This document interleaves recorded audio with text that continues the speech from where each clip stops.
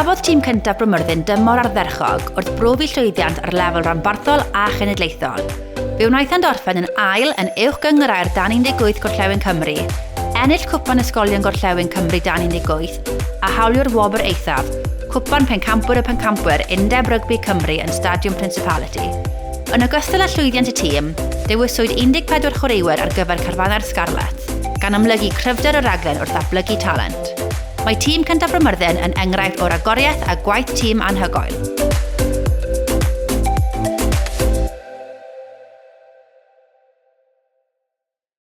Llandeilo Youth RFC has enjoyed an extraordinary season, winning the WRU National Youth Cup at the Principality Stadium, the Scarlets Youth Cup, and both the Carmarthenshire Youth Cup and League, completing a clean sweep for the second consecutive year.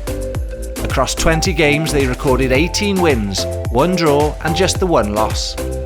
This squad of local players has shown exceptional commitment, resilience and sportsmanship.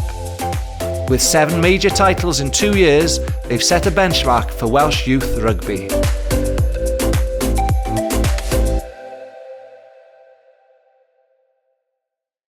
Mae Alexander ac Eva, partneriaeth dawns talentog o Lanelli, wedi mwynhau blwyddyn eithriadol.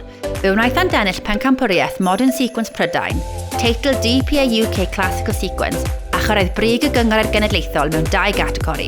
Parhaodd ei llwyddiant ryngwladol yng ngwyl ddawns Blackpool, lle buont yn capteiniad ar Gymru mewn gêm dîm yn erbyn Lloegr, yr Alban ac Ynys Manaw. Fe wnaethant hefyd hawlio pencampwriaeth bechgyn merched Lloegr gyfan a pencampwriaeth Sequence Cymru. Mae'r ddau ysbrydoledig hyn yn cefnogi eu cymuned ac y mentora dawnswyr iau.